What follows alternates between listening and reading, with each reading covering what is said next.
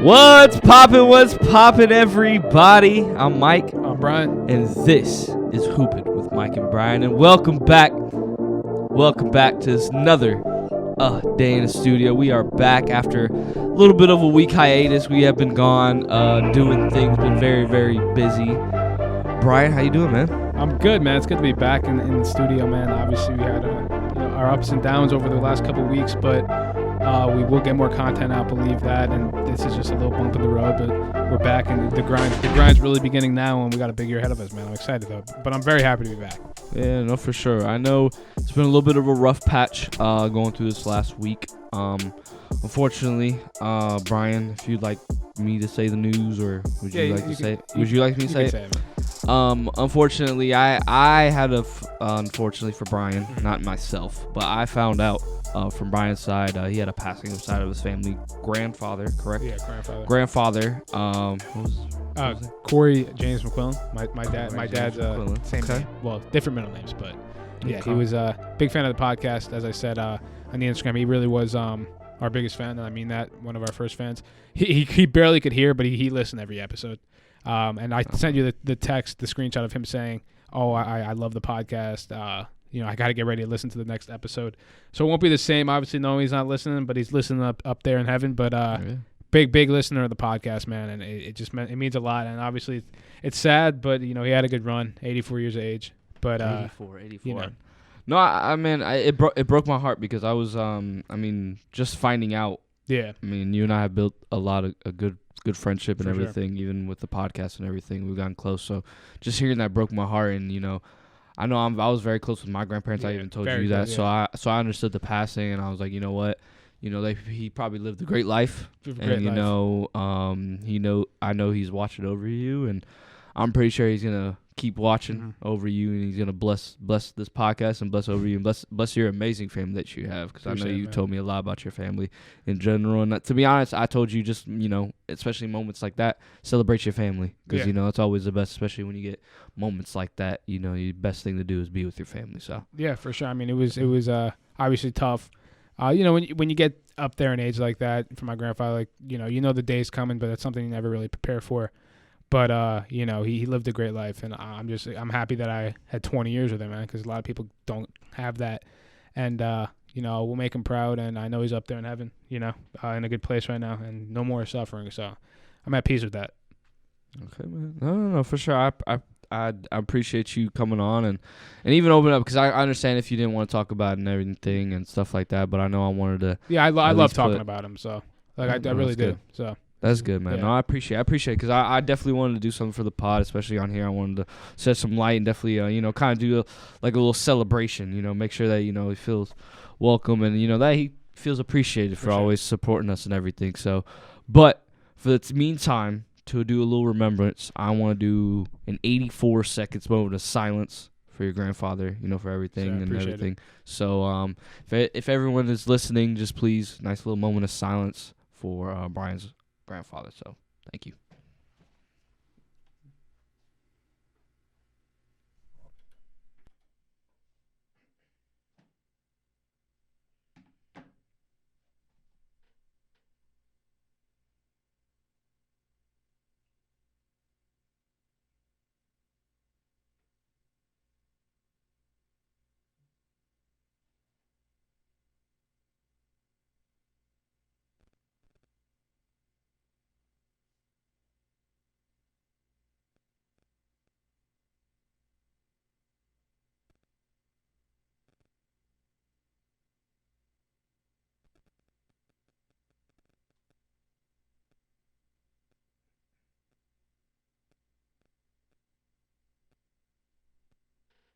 All right, and we thank you guys. Thank you for everything. So, shout out to your grandfather, man. Thanks again, Mike. Thanks again for having my back in the situation, man. But he's up there smiling, man, and we're making him proud, and he's I don't know, left an impact on this world that I'll take with me every day. No, for sure, man. For sure, 100%, man. So, shout out to your family. All love to your family, and big loves out to Mr. Corey McQuillan. That's Corey McQuillan. Great name. So we continue on with the episode today. So today we will be going over tiers of players. I know we're still early in the season. I know we're very eager to get into the season and talk and get into all this NBA talk and watch the NBA because I know we got a lot of young talent. We got a lot of guys going to new teams that were like, oh, we want to see how everything goes down. So today we're just going to be doing two tier lists and leading into a nice little discussion in the third segment. So our first segment, we are going to talk about teams. We're going to talk about teams in this first segment. Second team, we're going to talk about the top 50 players going into the season, this new season. And third, we're going to chop it up about the rookies, man. Talk about the young guns. Talk about even young teams and what teams that we think are going to make that next jump into that next level. Jump into, heck, we're talking about tiers. Jump into that next tier. Jump in from a C to a B. Jump in from an A to a S. You know what I'm saying? So we're just going to be doing that, and I hope everybody enjoys, and please let us know. Let us know on all our socials. Brian, our socials, let us know. Of course, man. The usual, we're at Hoopin with Mike and Brian on all streaming platforms and YouTube. That's our YouTube channel as well. We're at hoopin.mb on Instagram and TikTok. And then we're also on Twitter at hoopin_MB as well. So, any platform you guys can find us on, literally iHeartRadio, Apple Podcasts, Spotify, anywhere, YouTube. We're there, and feel free to reach out to us on our social media pages. And we're just going to continue to make content for you guys. Yeah, definitely critique us. Let us know how you feel about our tiers. Tell us what you know about our RQ. Spread our IQ. Let us know what you feel about the NBA games and NBA talk that we give you. Yes, sir. Let us know. Or even just ball talk, because I know we're going to get into a lot of things. We can talk college. We can talk world stuff. We're going to talk everything. We are a Hoopin podcast. We don't just talk about just one thing. We not one-dimensional, baby. We not just one-level threats. Nah. We three-level threats. We are on every level. With two-way, three-level scorers, man. We do everything on the court. We don't just chill. So let's get into this, man. Do it, man. Top tier list of the NBA. Let's start it off, man. Who we... There's teams. We're looking at this list. Brian and I, we got a good little setup right now where Brian's able to see what I can see on my screen, not from the same angle, so it's convenient that we can both look at one screen. He looks at another screen. So I'm looking at this. Are we just gonna name off teams, or you want me to kind of be a little surprised? You want to see? Do you want to kind of see my opinion? Yeah, and then, maybe just throw it out there. I could build off whatever you say. All right, agree, disagree. Right. So I'm gonna start it off easy. S tier team. The Bucks, yeah, not much to add there. S tier team. How do you feel about that? 100%. 100%. Even though they had that first round exit, going into next season, I'd say them and the Celtics favorites to win the East. And hats off to the Heat; they deserve winning that playoff series. Not having Giannis hurt them, but my only question mark is the Giannis situation with him talking about possibly leaving Milwaukee. But going next season, without a doubt, they're one of the top 4 or 5 best teams in the league. Okay, I solely agree. Just always the top of the East, knows how to handle in the regular season. Always a team that dominates in the regular season. Still a lot of question marks, about finishing, but they've definitely made some pickups going forward. So I feel like the Bucks going forward are definitely a team to look forward to, and they're always a team to look forward to, especially top amongst the East. So really picking it back off of you, man. I agree. Just always dominating, always doing this. They have arguably the best player in the world. One of the best second players. Best, first best, either one. It's been argued. So when you have that and the guy gives you his effort every night, you're an S tier team. So I think they do pretty well. So S tier team. All right. How about I'll let you. You tell me what you want. All right. Are we getting the easy ones out of the way? Let's see. I want to see your opinion. I'll put. You got to put the Nuggets in the S tier. Fair enough. I mean, defending champions obviously lose Bruce Brown, but they'll still be in the running to win the Western Conference again, I believe. But, the Denver Nuggets, without a doubt, are, again, top 4 team in the league. Top 4 team in the league. No, I agree. Reigning champs still looks like a really good team, especially with Nikola Jokic at the helm. They still have their other dog, your boy Jamal Murray. Yeah. So, and then they have one of the best shooters in the league, man. I still hear it even on podcasts. Contavious Caldwell-Pope? Is that who you're talking about? No. MPJ. MPJ, yeah. Man. God. Just the jumper, everything. 100%. I like that you put KCP in there, but remember how we talked about X factors. Yeah. So if you ever want to go back into our episodes, X factors, I do talk about Contavious Caldwell-Pope being an X factor. So and Michael Porter Jr. did say that on a podcast. He said, he sees those memes, but if you do watch the Nuggets play, he's 6'11", or 6'10", whatever it is. When he shoots, it does look like he's open because he's so lanky. He's tall. He jumps high when he shoots. it does look like they're open shots, honestly. Yeah, and he makes them, so you got to respect it. Yeah, no, for sure, for you sure. Want to pick one, Mike? Okay. I'm gonna go. I'm sorry, I have to go bad here. I'm gonna go bad. I'm gonna go a little bit south from here, but. So you're saying the Hornets are in terms of in the for the developmental. Fans, so you means I agree. They're not. Well, I will say this though. They had 43 wins 2 years ago when they had a healthy LaMelo Ball and Miles Bridges. Both of those guys are coming back. But for now, yeah, but Miles Bridges, isn't he trying to be on another team? He has a 1-year deal for the season. So I'd say, yeah, you have to put them in that development place. I don't see them. The last 2 years have been really bad. Yeah, I agree with you. I don't think there's much to add. I couldn't really see anything. I mean, it's really not a lot, especially the last 2 years. They have a lot of young guys. Mm-hmm. Some guys are just trying to be out the door. I mean, LaMelo keeps. It stinks that he keeps getting hurt with his ankle injury and everything. Yeah. And, I hope they could get away from that and they can kind of show up from here. But if not, they're D level on this tier list. Yeah. And I just want to start from there because at least with them we could kind of go from here. Because I'm sorry to get ahead of myself, but I'm also going to put another team here. I do not see the Washington Wizards being anything from there. I'm sorry. They've picked up Jordan Poole and and they got Kyle Kuzma and stuff like that. It's going to be nice to see them maybe go off. Like, they'll put up empty numbers. Yeah, they'll put up, empty numbers. No, I don't know if I want to, but I'll say I love the Tyus Jones signing or trade or however they got him. Mm-hmm. I think they'll be better than the Hornets, but will they be... I was a little bit higher on them 2 weeks ago, but then, if you take a really, bigger deep into their roster, it's not very talented outside of Kuzma, Tyus Jones, and obviously Jordan Poole. And defensively, I don't love it.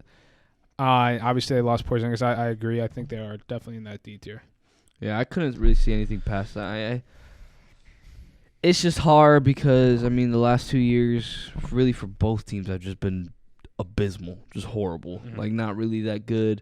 They've had players that have come in and maybe, shined a little bit, but it's like they want to get out of there because these franchises right now are just not doing their best. And we hope they turn it around, but it's kind of ugly right now, both in Charlotte and in Washington, unfortunately. So, but hey, I get to go watch when I get to go home. I get to watch some Wizards ball. So that's true. It's kind of nice, but maybe I can go see some Jordan Poole, see how he could perform, and see Johnny what Davis, he does. man. Oof, he had a rough year last year. Rough name to say, but all right, Brian. I kind of had to pick two because I want to throw out kind of like the bad ones out first. But what do you say? I'll make it a little spicy. I'm gonna put. Our team I'm high on this year. Okay. The Orlando Magic. I think. Whoa, where are you putting these boys at? I think they're either a very low B or a very high C. I'm gonna put them in the C for now because they're young. I love their young core. I think I gotta see how we build the B exactly. together. I think they're a step. I think they will make the play-in this year. So I think they're a step ahead of the Wizards and Hornets. I think Paulo Banchero. I don't know if he'll make All NBA this year, but I think he has All NBA written all over him. I think he's going to take a big step this year. He was, if you want to take a look at our previous episodes, he's a top 5 power forward for me going into the season. Mm-hmm. And they had a good draft, Jett Howard and Anthony Black. I don't know how they fit in Orlando, but talent-wise, the talent's there. And you have Fultz, you have Cole Anthony, obviously you have Paulo and Jonathan Isaac. I love what they're doing there. I think they make the plan, but I have to see more from them and put them in the B tier. Yeah, no, that's definitely fair. The young core is definitely there. We've seen that from the Magic, especially over the last couple of years. I keep referring over the last couple of years because, especially with these young teams, these teams at the bottom, it's a lot of just young core teams. A lot of guys that we see a lot of potential, especially with this Orlando Magic. We got Paolo, Franz. You got Jalen Suggs. Oh, I forgot about Franz too. Franz is a beast. See, everyone keeps forgetting about Franz, and Franz is like low key. Probably their best player. Is like their best player. Only between him and Paulo, I'd say. Yeah, exactly. So I'm just like, but you forget they're one of good, dude. In 5 years, they're gonna be good. I want to say the next 2-3 years they could be really good. I think they'll make the playoffs this year. Play in definitely, and if they win the play in, they'll be. I think they're a top 10 team in the East. Okay, I gotta see how we build out the B because I might have them as like a lower. I just have to see more. I don't know. I gotta see. Hopefully, maybe 2 weeks in the season, I can tell you they're a B team. Hopefully, but I'll do another one, Mike, because this is another team I'm high on. Okay. The Detroit Pistons. I think C team. I think they're right with the Magic. I think they're going to be very close. So I'll put them with the C for now. Again, okay. Would you say they're better than the Magic, or would you say? I'll put them below the Magic for now. Okay. Because I think Cade Cunningham coming off the injury, if he was healthy last year, maybe they'd be above the Magic. The young core, I love the young core. They have obviously Jalen Duren, Cade Cunningham, Asura Thompson, I think. They have Jaden Ivey, obviously, Bogey. I think the Pistons, they might have more veterans on that team, but the Pistons are going to be a good team too. Again, these C teams are teams that I think are going to be good this year, but I just have to see more from them. I can't put them in a B tier team yet because I just haven't seen enough. And Cade Cunningham's healthy this year, and he could help make the Pistons make a run this year, I think. Yeah, no. I was high on the Pistons last year. Like I said, another just team with a really good young core now that they've added. What do you think of Jaden Ivey, though? Sorry to cut you off. No, Jaden Ivey's going to be a guy for them. I mean, he's kind of like how I see what's his face on the Mavericks, Jaden Ivey. He's just up and down. And down, but he's a rookie. But he's a rookie, and to be honest, he's just trying to get his shots. I like how aggressive he is. I know you struggle with volume shooters and guys that try to get up their shots. I don't, because especially in his ideal position that he's in, he's perfect for it because he's off guard with Cade Cunningham, who likes to pass the ball. I mean, we've seen Cade. Cade likes to kind of get triple-double. He's 6'8". He likes to move the ball around. So him and Jaden Ivey are good because he passes off to Jaden Ivey. Jaden Ivey's just going to try to score the whole time. Yeah, he goes to the rim 1,000,000%. Like a million. And goes hard to it. So it's like, it's crazy. I like it. Especially, and then you got Bogey with a nice little veteran who could just really just catch and shoot dagger for you. Knows what he can do. Is good, kind of really good on the defensive end. Kind of just get your pokes in there. Yeah. And then you got your young man like that. I've said I love this guy, Jalen Duren. Really good rim protector, young, very agile, very versatile. And he's maybe 6'10", 6'9", maybe 6'7". Maybe is he short? I didn't know he was that big. I thought he was like 6'10", 6'9". I thought what's his face was bigger. That other big man on the Hornets, Mark Williams. I think he's like 6'10", 6'11". Jalen Duren. Oh, see, and he's big and he's versatile and he's like he's a little fragile, so he can run. So you need a big man that can run the floor. He's 19 years old too. Wow, I'm older than him. We're older than him. 19, and he's a dog, man. I like him. He's kind of like a automatic double every night. He can get you a nice little 10 points off of pick and rolls, a nice little 10 rebounds, and then he can at least get you 2-3 blocks in the game. So 100%. I think it's a good little mix. I'm sorry here. I would do this. I would have the Pistons over the Magic. I'm sorry to my Orlando. I don't think. I'm not going to disagree because I think they're better really coached. Steve, who's the guy in the Magic? Oh, is it? Steve Clifford. Not Steve Clifford. No. Oh Lord, that's an old coach. Oh, Jamal Mosley. I would take the Magic over them, but I don't think you can really go wrong either one. That's fair. Yeah. I think it depends on what you're valuing a little bit, but all right. Give me a team, Mike. I'm gonna do this just for. I'm gonna do it early. I'm gonna take my team. I'm just gonna put them B tier. B? Oh, B tier. I'd probably put him at A. I'm gonna put him at B if we don't get Dame. If you don't get Dame? If we get Dame, I put us in A. But the only reason why is because we have Dame. Because right now, since we don't have Dame, I'm just gonna base it off the fact that we will probably not get him until the trade deadline. Still not going to go into the whole spiel because it's just craziness. But we still don't have a team. An A team. We don't have an A team. Like you're saying. We have a B team. And you lost Strus. You lost Vincent. That's fair. Yeah, we don't have. Did you get any free agents? Like big name free agents? No, we did not get any really good free agents. So that's why I really put us there in that tier. So going forward, we'll see how this is. But we got to go into a break before we go. We'll finish this top tier in segment 2. So, Brian? Yeah, this has been Hoopin with Mike and Brian right here on U92 The Moose. What's poppin', everybody? I'm Mike. I'm Brian. And this is Hoopin with Mike and Brian. Welcome back from the segment. We are here on U92 The Moose giving you top tier lists of the NBA teams going into the 2023-2024 season. So we finished it off last time with the Miami Heat. Brian, I told you we really didn't make any crazy pickups. We're kind of lost some guys like Gabe Vincent and Max Strus. So unless we add you-know-who to the team, I would put him in the A team. I know we are a team that did just go to the finals, so I should probably give them. But I'm going to be more realistic. I'm not going to be one of these crazy fans that has this very high. We're a B team. Because to be honest, we were a B team in the finals is what everyone was saying about us. So that's what I got to say about my Heat. But moving forward, do you have anything else? Do you have anybody else? On the Heat you're talking about? I mean, if you want to say anything else or you want to throw anybody. Yeah, I was going to say, I guess another young core that I'll say is an A team are the Kings. I think the A-team Kings? Okay. Because I think they have that playoff experience. I mean, Game 7 against the defending NBA champions at the time, the Golden State Warriors. You take them to the 7 games.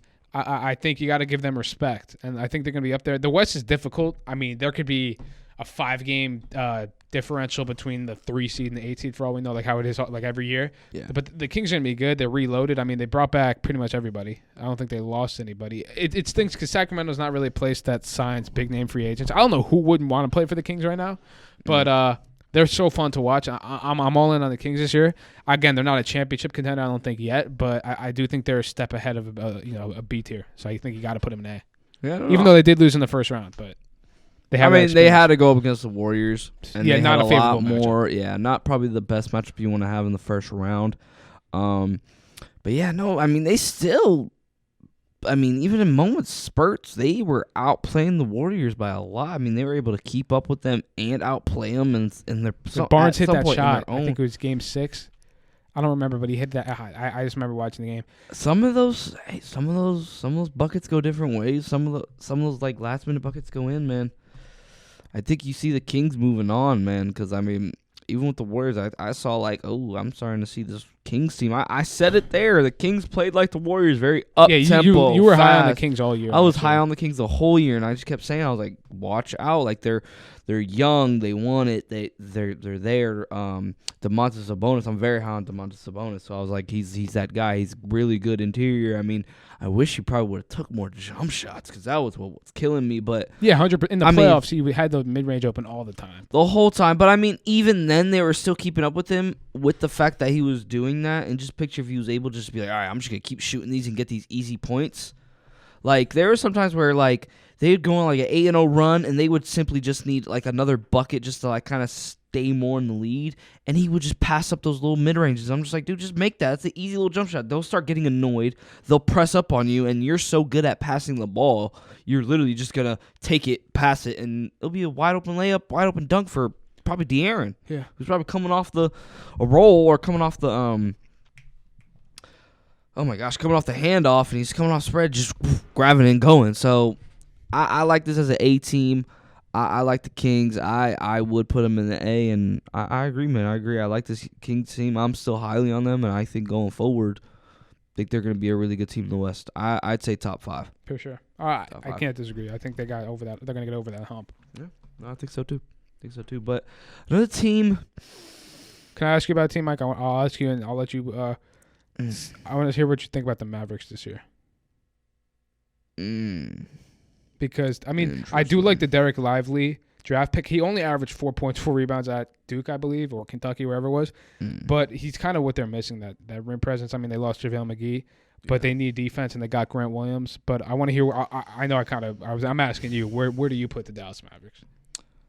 It's hard. Because, I mean, you have Kyrie, you have Luka. They signed Seth Curry. I mean, the Derek Lively draft pick was decent, but, I mean, still, you kind of pick a guy that wasn't really anything at Duke, you can tell that's more fit than anything else, I guess. Yeah, they were really just trying to find a rim protector type of guy, which is, like, what they need, but, I mean... They do have Dwight Powell, so... I don't know. But Dwight Powell is like an undersized kind of big because they need like another. And they got another undersized big with Grant Williams too. Yeah, so I mean they'll definitely be able to space the floor. Whatever offense they're trying to find with spacing the floor, they'll have that. But the presence shows, especially with them, because not a lot of them, especially like Luka and Kyrie, are really defensive liabilities. I was gonna say the defense. Defense worries me a little bit. That's why they try to get guys like Derek Lively, because then it's just like they're trying to play Olay defense with Kyrie and Luka and just be like, oh, just go to the paint and we just force you to our rim protector. So I'm not going to lie to you. I put them C. They're above the Magic and Pistons in the C-level tier, but like on a B level tier. If the Heat are B level, I'd probably put them as a B level. As much as it pains me to say it, but their talent is just Luka's going to be an MVP candidate. But they would. I mean, I agree. It's hard for me to agree, but they'd be very low B level. Yeah, low B level. But another problem is the West is just going to be so good this year. It's like that's the thing. They could very well be an 8-9 seed. Like you could look at this and be like, there's 7 teams in the West better than the Mavericks. So I see why you think it's a C tier. I think they're above the Magic and Pistons, obviously talent wise, without a doubt. Yeah. Are they better than the Heat? I don't think so. No.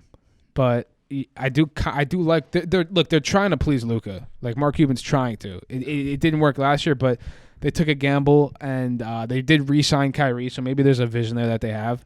I'm interested to see what the Mavericks look like, but like they gotta I think Luka and Kyrie they have to. It wasn't even completely their fault last year. It's the defensive side of the ball, but for them to compete, you have to defend. True. So we'll see.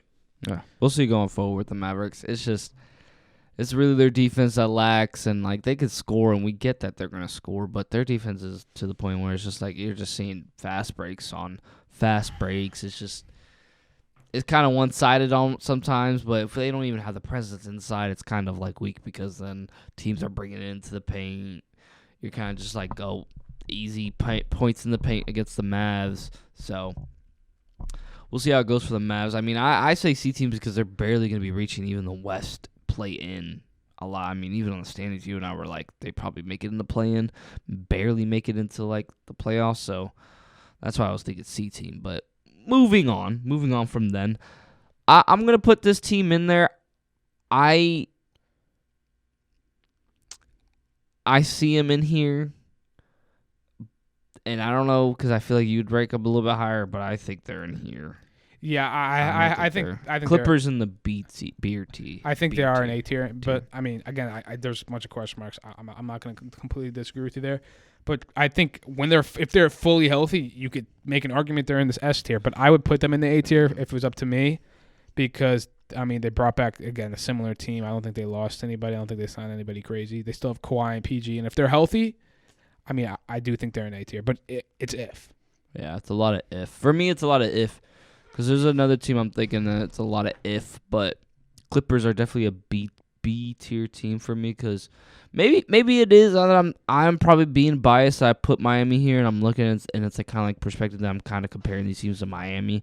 And I would say yes, on paper the Clippers do seem a lot better than Miami. I would say on paper 100% the Clippers look a lot better than the Heat.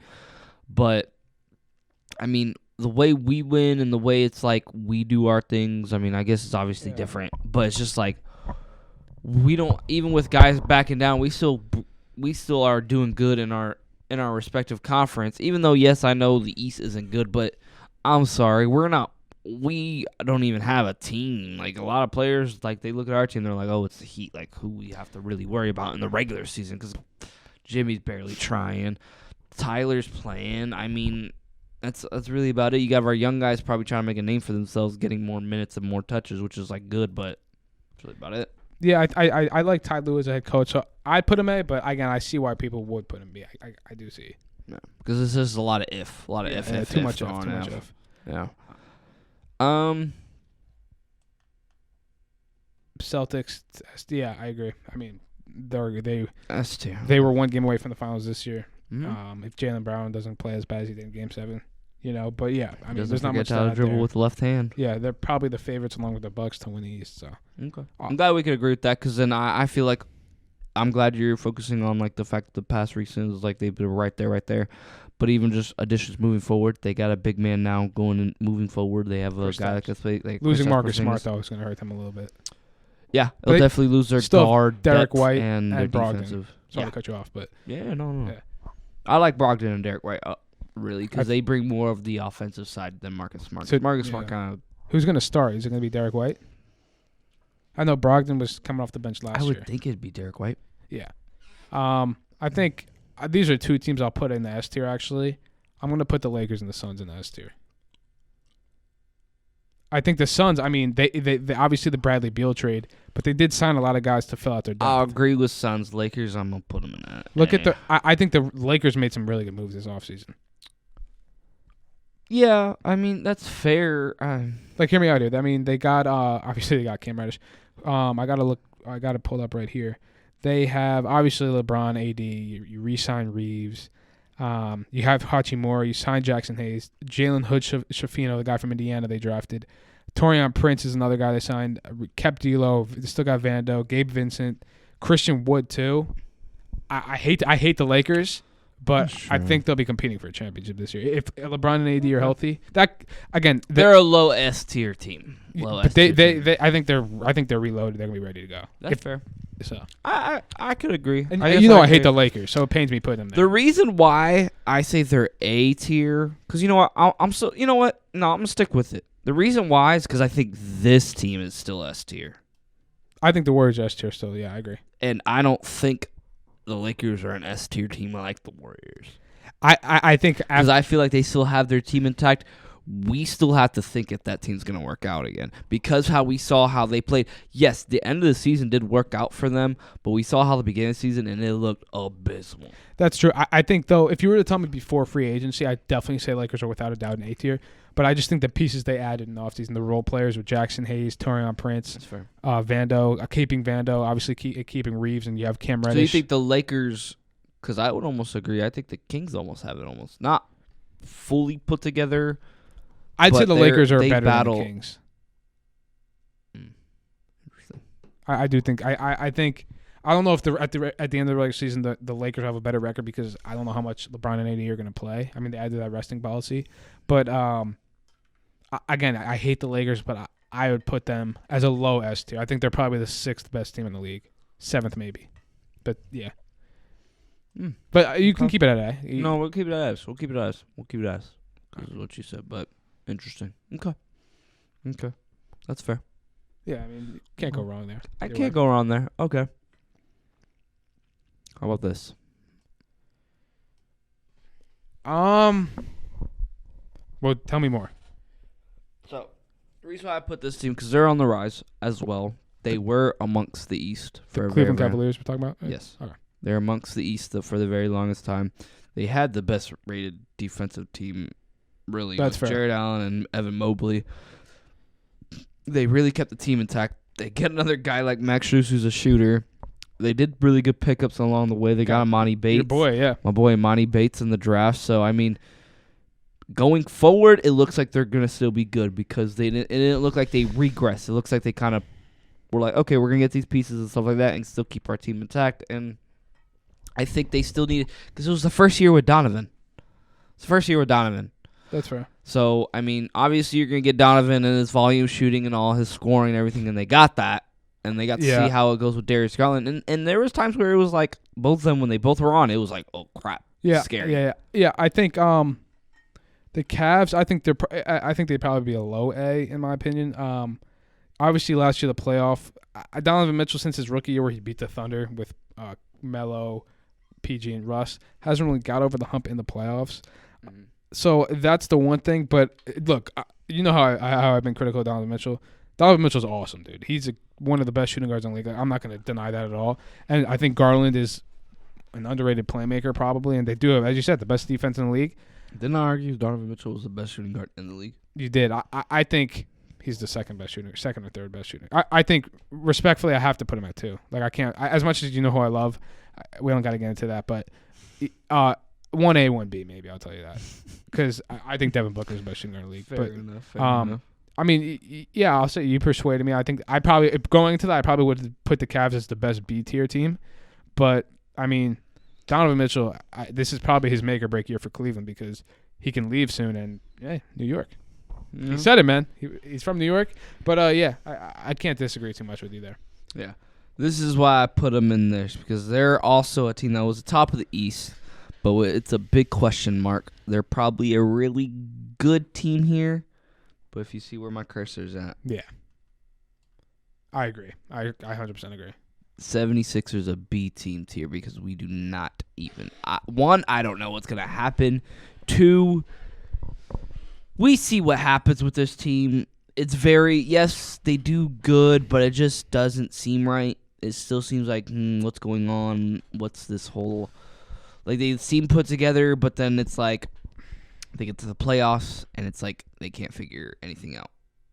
And the questions with James Harden too. Like, he doesn't even want to be there, and I don't know if he'll even show up to training camp or how that's going to work out. Well, we're probably going to see big boy James like when he was in the Nets, where he was gaining all that weight. Yeah, but I mean, I honestly I'd put the Clippers over the Sixers. I don't know how you feel about that. Oh yeah. I know you're just kind of putting it there, but I just wanted to. Yeah. I mean, the Sixers, too many question marks. I mean, yeah. And that duo was never going to get you over the hump in the playoffs, and you saw it in Game 7 where they lost by 50 to Boston. It wasn't Boston, to be fair, but I agree. I don't think there's too much to say there. I do not think the Sixers are an A-tier team. They're not a C-tier team. I think B is perfect for them. Okay. Perfect. It's just it's really hard to figure it out. But here, I'm gonna throw something fun out there. Team is not there yet, but they're still young. I'm gonna throw the Rockets in the C tier team. Yeah, I agree. I think the offseason moves they made were interesting with Dylan Brooks, Fred VanVleet. I think maybe that alone gets them more wins than the Pistons or Magic. I like the Pistons and Magic both more than I like the Rockets. Yeah. I don't love the signing as a fit. I think there's too many ball dominant players with VanVleet. Yeah, a lot of guards. Green. Yeah, so I agree. I put them as a lower C. I think they're going to be one of the worst teams in the league, but they're definitely above the Hornets and the Wizards because they signed enough talent to probably win them a couple games. Okay, I agree. This team, I'll say it. I'll do it. They looked good in the regular season. They do their thing amongst the East. Okay. Oh, Knicks in the A tier? Knicks as an A tier team in the NBA. You think they're better than the Heat? I think they're better. In the regular season, they look better than the Heat. They performed better than the Heat. True. They scored better than the Heat. I mean, you want me to say more? Yeah, I mean, I think I love the DiVincenzo signing. Outside of that, I mean, they kept Josh Hart, so they got two, I guess, energy boosters. Boys. Yeah, exactly. I just need Mikal Bridges. But that's what I keep saying. Yeah. I probably would put them as. You guys will go to the finals if you get another. If you finish that trio, I'm telling you, they went to the national championship all together. Come on, just finish it off. Yeah, that's funny. But I'll say, yeah. I mean, I probably would have put them as a high B, low A, but I think that's a good place for them. I'm loving what they're doing with the Knicks. Again, they didn't make many changes, so they're obviously not a. I'm sorry, they're not. I'm not gonna say definitely. They're not better than the Knicks or the Cavs, unfortunately. You don't think they're better than the Cavs? No. Unfortunately, no. I'll agree with you on that for now. They're a little bit deeper than you guys. They're deeper. You think? Your guys' bench didn't look like anything. Our bench outplayed their bench in the playoffs. Really?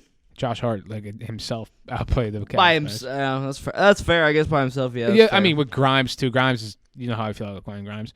Yeah. Okay, that's fair. I'll agree with you on that. Okay. All right.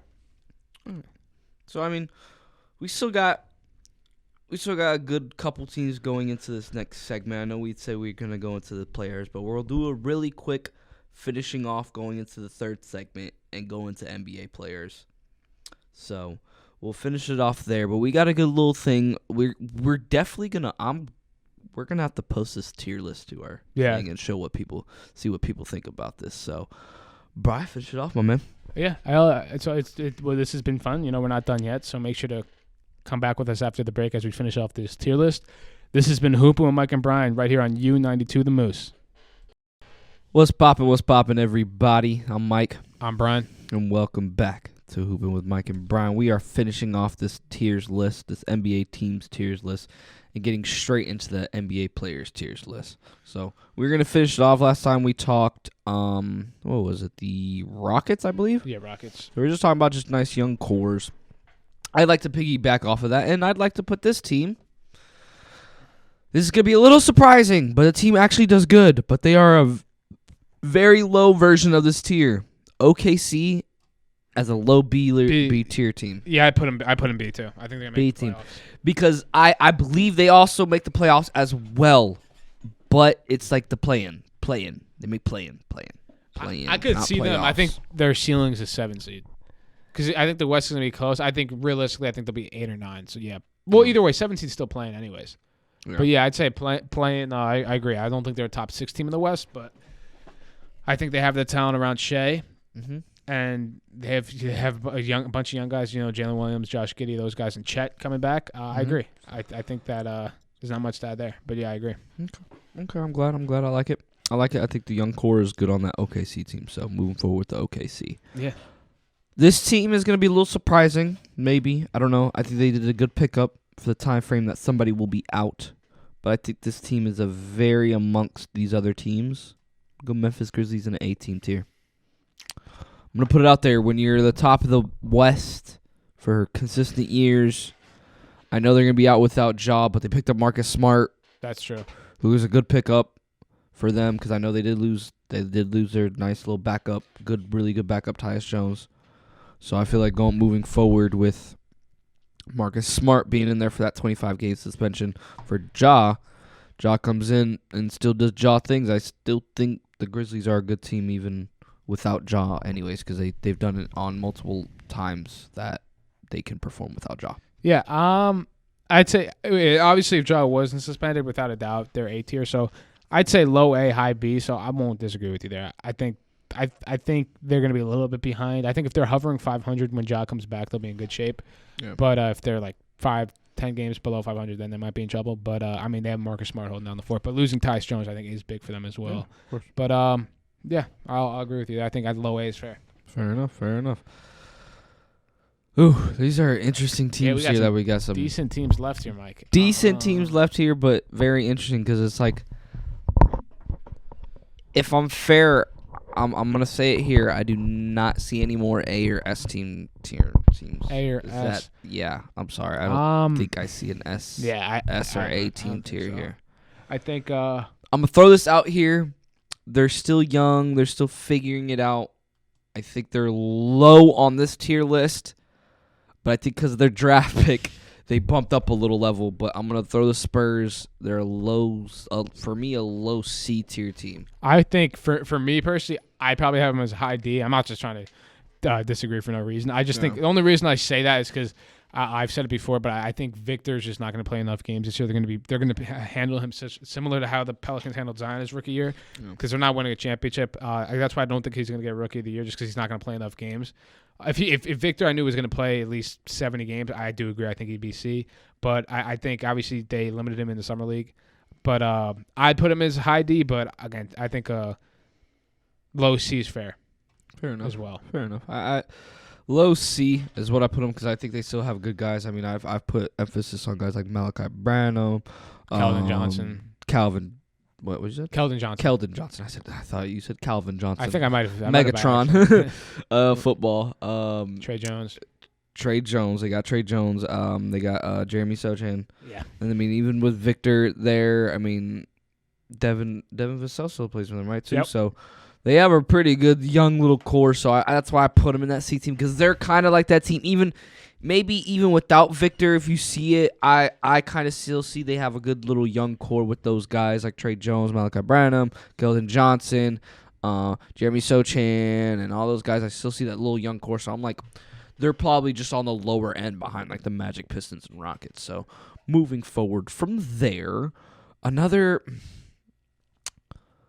do this. I'm sorry if I don't see any change, bud. I'm sorry. I'm gonna do this to your team. They're a high D-level team. The Timberwolves? The Timberwolves. For me, I don't see where they perform. I put them the worst. I would literally, the only possible way is I put them in this low C-level team, but like. I put them the lowest B level. I mean, they still have Cat, Anthony Edwards, Gobert. Jaden McDaniels. But we still saw how that worked out. It worked out. They're still all good. They still finished top 8 in the West. I don't think they do with the new 8 with the team. You're saying with the new teams that are going to possibly come up in the West. You think that if they still play the same way? I think they're talented enough to make the plan. That's just talent-wise, I think they'll be a 9-10 seed. So then a high C team? If I say B and you say D, I think that's fair. A high C team? Yeah. Well, okay, we'll say, do you think they're better than the Magic or Pistons? You don't think they're better than the Magic or Pistons? Yeah, I guess they're better than the Magic or Pistons. But I feel like the Magic and Pistons are going to make a bigger leap than the Timberwolves this year. No, I agree with you there. 100% they will. I just think the Timberwolves, again, they make many changes. So I don't see them really going down too much. I don't know if they'll be You an think 8 the seed. Timberwolves are better than OKC?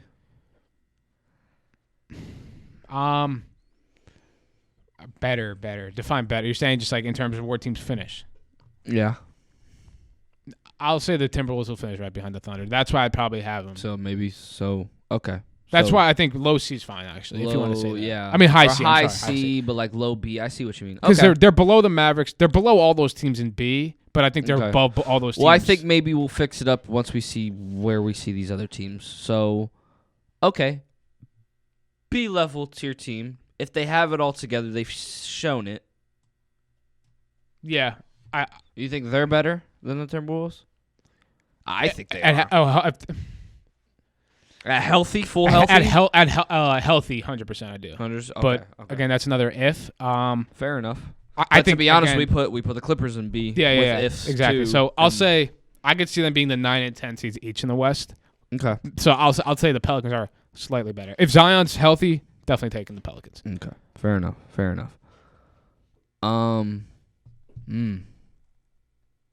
Interesting here. On paper, this team should be here. Hey, look, I think on paper, this team should be here. On paper. But they're almost between here and here. I would take the Timberwolves over the Bulls. Because I'll say this, not even just like roster wise. I'm saying I don't think those guys on the Bulls, DeRozan, I think the Bulls are going to blow it up. Fair enough. I think they should blow it up. I will then. Yeah, I agree. Because like the thing is, those guys are getting older. Levine's entering in his prime, I guess. DeRozan's getting older. Vucevic is getting older. Lonzo's always hurt. Hopefully, he gets back soon. We're rooting for him.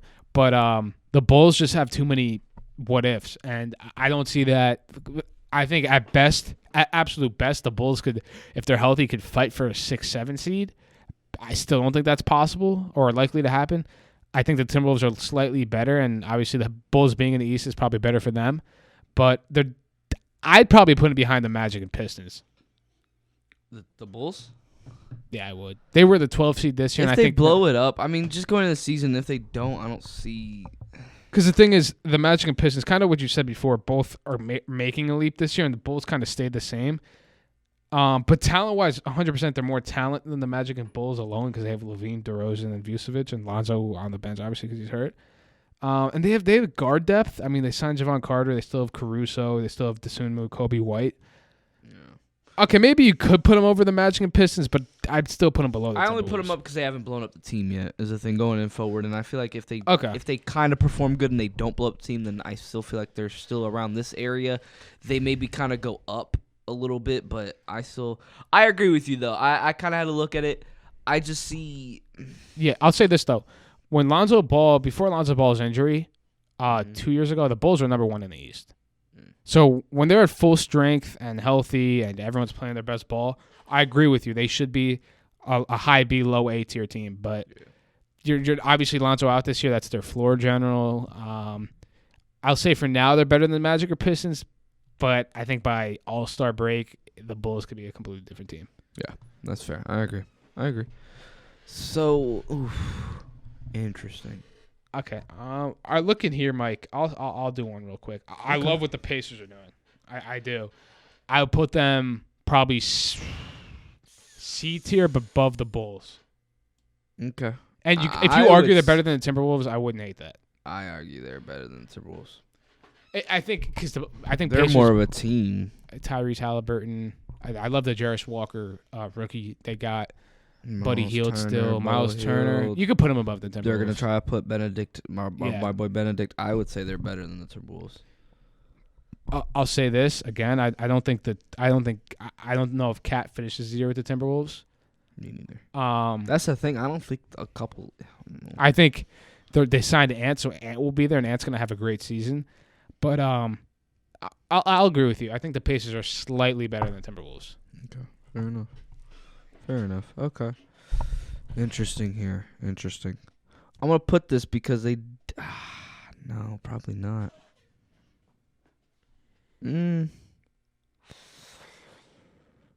Oh, this is interesting. These teams are interesting. Yeah, I mean, which team I want to do here, Mike?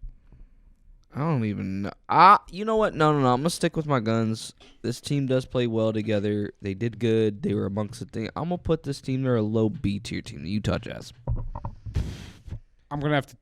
I'll actually. I disagree, but I see why they I competed. think they're better than the Pacers and like the Timberwolves in that way. I think they are. They competed. They have Laurie Markkinen, like Walker Kessler's like. They still finished as a 12-13 seed in the West last year, which was crazy. I would say honestly, Mike, I might put them behind the Pistons. Because I don't think look. I'm rating them too high. Then I guess. Mike, look at it like this. Like, think about how hot they started last year. Right, they were the best team in the league in the first 20 games, record-wise, and look where they finished. That's true. They dropped off. And do you see them having that start again? Look, maybe they will, but you don't have to put them behind the Pistons and Magic. I think so. I think because the Pistons and Magic are going to be fighting for a play-in this year. Jazz, I don't see them making the play-in at all. Yeah. Again, the West is very difficult. So if you put the Jazz in the East, maybe they're below the Magic and Pistons. Yeah. But that's not how it works. So again, 100% over the Rockets, but Magic and Pistons be fighting for a play-in spot. The Jazz, I don't think so. Yeah, fair enough. Because then really I see, with everything going on and even like trade rumor talks, where do you see this team going? The Raptors, you actually made me more optimistic on the Raptors than I was going to a couple episodes ago. Mm-hmm. Honestly, Mike, based on right now today, I know the Damian Lillard speculation. I might put them above the Bulls. They have Schroeder, they have Pirtle, they have Barnes, Anunoby. That's true. I would almost argue that they're better. They're a little bit more at play as a team than the Timberwolves.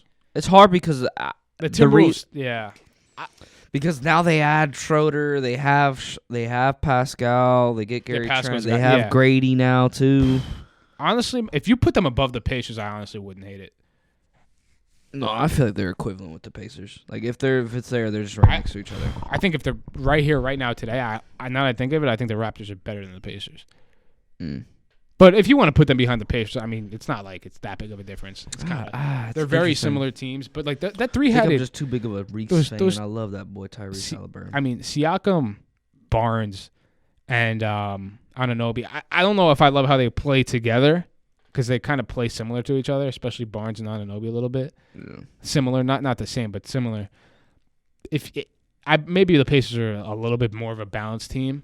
Maybe the Timberwolves are Timberwolves definitely not more balanced. So I think that's a fair spot for the Raptors.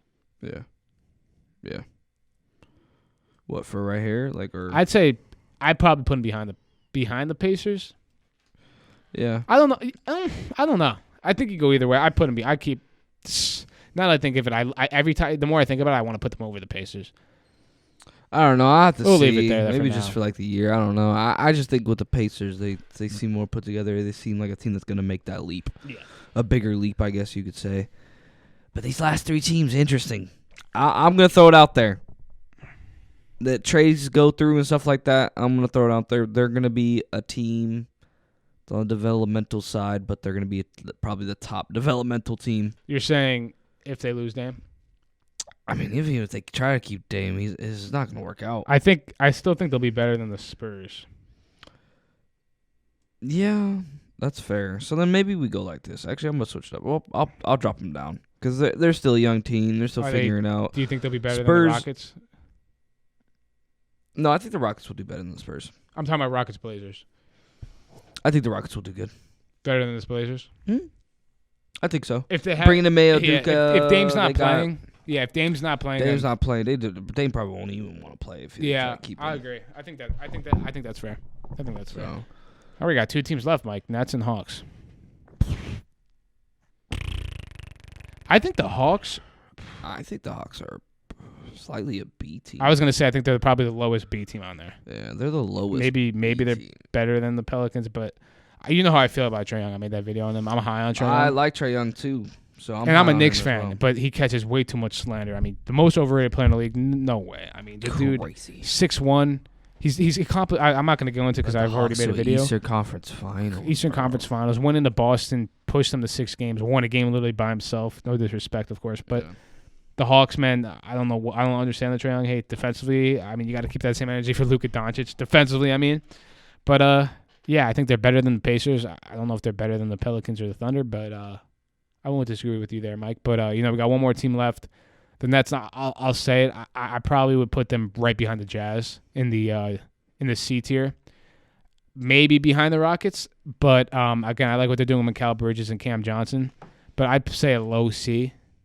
That might be. I don't know how you feel about that, Mike. I know you're high a on low Mikal C. Bridges. Like I'd probably put him behind the Jazz. Maybe in front of the Jazz, but right around there. Yeah, I agree. Right. Oh, right. There. Yeah, I agree with the Jet. Yeah, that's. Yeah, because I hope they kind of get rid of Mikal Bridges to somewhere else. Maybe the other team across the bridge. From Brooklyn Bridge. I hope they do that with Mikal Bridges. But we'll see. We'll see. I don't know. But this is a good list. Go moving forward. A little bit about each team. Yeah. We'll definitely. We're gonna have to post on the socials. Just show what people. Yeah, what they're show what people think and see what these teams are ranked in their tiers respectfully, and just teams moving forward. Like we kind of want to rank them not from best to worst, like in the S tier. Not saying like the Bucks are the number one team because we probably agree the Nuggets are, but going forward, we're like, all right, this team is good. This team, left to right is what I would say if you're gonna read this list. But moving forward, we think these teams are representative in each of their tiers, and teams that are probably gonna make a really good leap moving forward. So definitely pay attention then to our socials. So, but Bri, we're gonna move into these NBA players lists. Yeah, which will most likely probably bleed into a segment 4, which will be on our podcast on Spotify and pretty much anywhere you can think of. Anywhere you can think of. So definitely make sure to go up on our socials or even hit links in our bios or anything so you can access our Spotify podcast so you can listen to more if you want to hear more of us talk. So before we go into break, let's see this top tier list for NBA players. Give you guys a little preview of what we're looking at. That's what I'm saying. I'm saying. Yeah, I mean, I think that was a great list. Went into a little bit of detail for each team, probably more than we expected to, but it was great analysis, I thought. And then, Mike, I'll let you give a little rundown about this tier list we're about to do in the bonus segment. So make sure you guys stick along. Yeah, for this for the bonus segment, we're definitely gonna just do a top 50 NBA players tier list, and we'll probably just get into like rookies and just give a little chop it up about rookies and see what guys are gonna make a really big leap for their teams. And we're gonna do that, chop it up about ball, and keep it going and keep hooping. So, Bri, bring it to the break. Just want to thank U92 The Moose for giving us the opportunity to be live on air for you guys. Obviously, I'll say it one more time. We're out on all social media platforms and all streaming platforms. We're at Hoopin with Mike and Brian on YouTube and all platforms. That's exactly what you can look up on. And then in terms of social media, we're at hoopin.mb on Instagram and TikTok, and we're also at hoopin_mb on Twitter. So be sure to reach out to us on any platform you guys want. We'll have polls on our Spotify and whatnot. So just hit us up on Instagram or wherever, and we're all ears. We want to hear what the fans want to see and what they hear from us, if you disagree or not. But this has been an edition of Hoopin' with Mike and Brian right here on U92 The Moose. Keep listening, keep tuning in, and keep hooping. What's poppin', everybody? I'm Mike. I'm Brian. And this is Hoopin' with Mike and Brian, and you have made it to this special segment, extra segment here on Hoopin' with Mike and Brian. Just got off of U92 The Moose Radio. So if you were listening to it in there, you have now made it to the special segment here on Spotify and all other nice little of our podcast streaming platforms. This segment, we are going to be getting into NBA top tier list, and we're going to be getting into just some nice talk about some rookies and talk about young teams that are going to make that jump this year. So let's get into this, man. We went into teams. We didn't get into the depth of teams. We kind of talked a little bit about certain players, but these are the top 50 players ranked.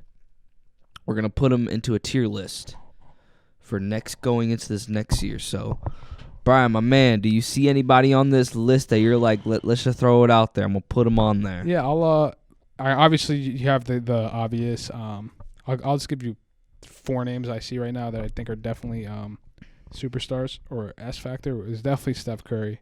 Okay. Definitely Kevin Durant. If you disagree, obviously tell me, Mike. Obviously Jokic. And if Giannis is on here somewhere, Luka and Luka too, I'd say. Those are names. I'm sure there'll be more names we add there. So Steph Curry, we got. Giannis is there too. Nikola Jokic, Giannis Antetokounmpo. Where is he at? Giannis S tier. Where is he at? We don't see Giannis here. I do not see Giannis. He's definitely there. I saw. Oh, he's right here. Yeah, there you go. Giannis, and you said Luka, right? Yeah, Luka.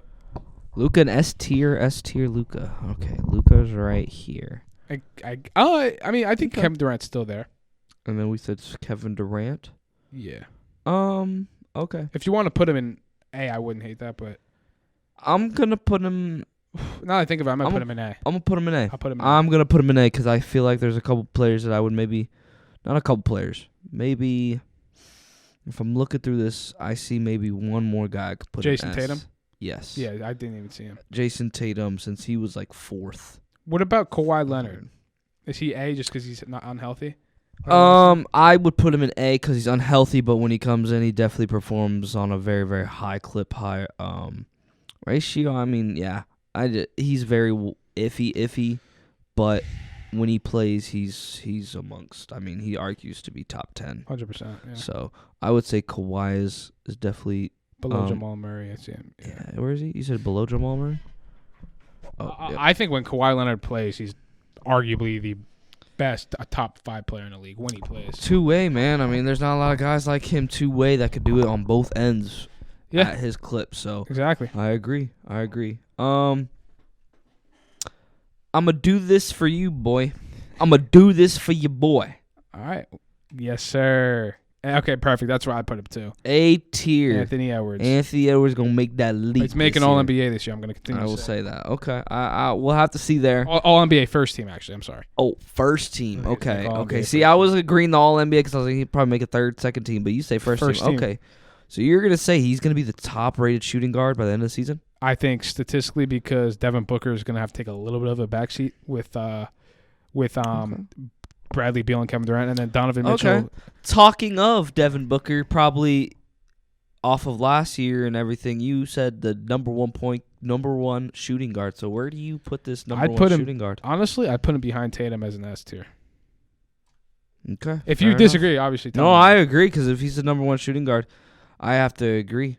But if that's the case, then at my point, then this guy is right there too. But I'll put him in A, respectfully. If you think Donovan Mitchell is better than no, it's not that I think he's better than Devin Booker. I just think his team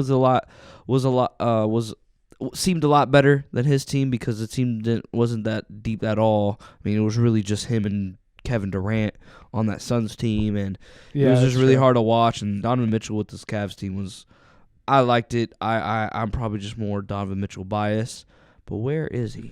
He's right here. Yeah. Got him. I will put him right here, or respectfully right there. If you put him over Kevin Durant, I honestly right there. Yeah, I put him only over. If you put I'll put him for now. He's over Ant for sure. Yeah, I agree. Okay. I'll put you could where you putting when Dame plays. When he plays, Dame is I would say right here. Yeah, that's when he's above Devin Booker. He's above Devin Booker, but he's right there S tier. I'll say I think I mean, respectfully, Paul George. Oh, LeBron. What are we doing? I'm going to put this. I put him above Kevin Durant. I put him right there. Out of respect, I agree. Or we're putting it's between Devin Booker for everyone out there, but we're putting him between Devin Booker and Damian Lillard. But I think respectfully, I will say since Devin Booker last year had a lot better numbers than him, even though he did last year pass the record for number one scoring list, I'll give LeBron as the low S tier. Yeah, that's fair. Going into the season. Another name that jumps out to me. Oh, Embiid's definitely S tier. Yeah, we'll have to say he's definitely S tier, but I'd put him behind Tatum. I'd put him. No, I put him right here. So really, it would have to go like this. I'm not. Yeah, I agree. I agree with. We have Jokic 1, Giannis 2. I'd put Curry 3. I'd put Embiid because, I mean, yes, even though we saw what he does in the playoffs. That's my problem. Stuff like that. And yes, you're right. It's an absolute huge problem, but the dude is probably one of the best players in the league. My problem with him is also I think he relies too much on getting foul calls. Like when he doesn't go to the free throw line, his numbers are very, very low. Right? I mean, getting fouled is part of it. He's 7 feet tall, so he obviously gets fouled. Yeah, but for me personally, I take Jason Tatum over Embiid. That might be a little ridiculous, but you've given me the benefit of down a couple of mine, so I'll let you put Joel Embiid at 3 behind Nikola Jokic and Giannis, which rightfully so. But yeah. So the next players we'll look at here, I'll say Jimmy Butler. Okay, hold on. Yeah, you got it. Wait, so he's a Jimmy Butler. I'll put him. Yeah, I put him. Where you want to put him? I put him behind Kevin Durant, but in front of Kawhi. Okay. Because again, Kawhi just doesn't play enough. Yeah. Fair enough. A name I also want to say before I forget who was it. I think Shea's S tier. Shea is S tier. I like it. 30 points per game. If the Thunder just like it. I think he's an MVP candidate this year. I don't know if he'll get MVP. True. Yeah, behind LeBron for now, but I put Shea Gilgeous-Alexander. If you want to put him in front of LeBron, I put him ahead of LeBron. I might put him in front of. If you put him in front of Devin Booker, I wouldn't hate it. No. We can Devin leave Booker performed really, really well last year. I'm not going to take that away from D-Book. A player. You know what? Because a lot of the big men dwindle. No, I'm not going to do it. I'm going to put him here, and you tell me how you feel about it. I was going to put him a little bit higher, but since big men do dwindle, I think I'm going to put him there. Bam at B. I put Bam at A. I was going to do him at A. Anthony Davis. You might hate that. I might take Bam over AD. Because talent-wise, AD, but Bam plays 82 games. He does, but I mean, I would at least, because I would also argue AD could also be put in S tier as well. But I'll agree with you.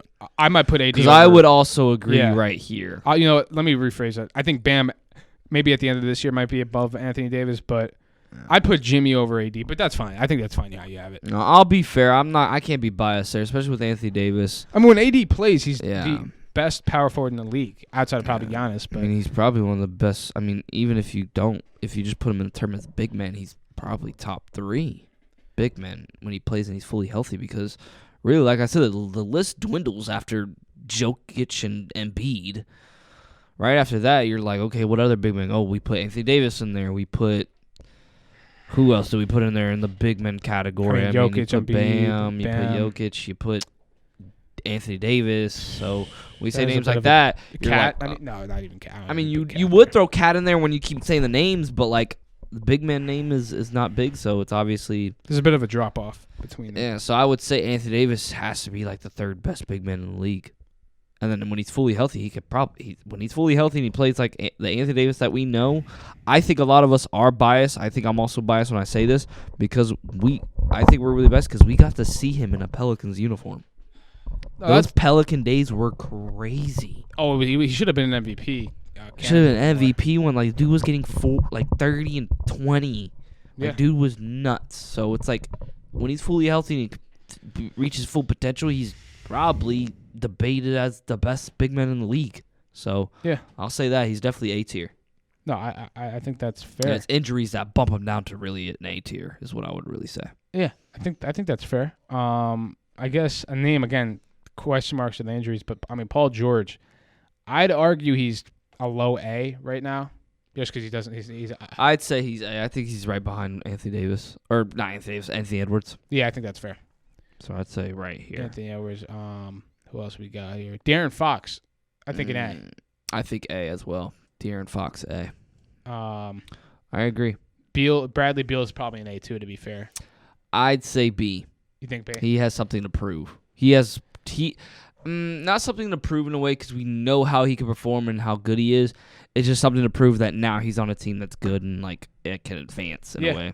I think that's so. Fair. I would say B. I'll say B for Bradley Beal. B for Bam Adebayo. I think Ja Morant's probably S tier if he plays. I'd say he's a.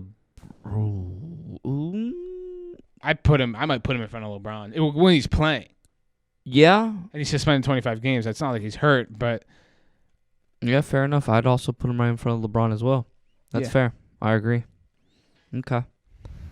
See what we're seeing. I'll let you pick see what we're doing here. I'm seeing some guys on this that I think I might throw out some D guys in here, unfortunately. No, yeah, we probably should get some lower guys in there. Yeah, because I'm seeing a lot of guys, some guys here. Okay, I'm going to throw them out there. I'm glad you got a signing. You got some money, dude, but we got to see what happens this year. I'm going to throw Fred VanVleet in the D. Yeah, the inefficiency is a problem for me. His inefficiency wasn't that great. I like... It's just interesting how I could see him get signed. I mean, he definitely is a good player when he plays and he wants to play. He's consistent. He's definitely a good player, but like it was just weird kind of seeing him get traded because it was just like, dude, he even did worse. Like he did bad. Like it's just like you don't trade. Like I think what's great about this time frame and everything, like people learning that NBA is a business, stuff like that. One thing that you do learn nowadays as you get older and you like read about trades and stuff like that, like you don't trade bad players.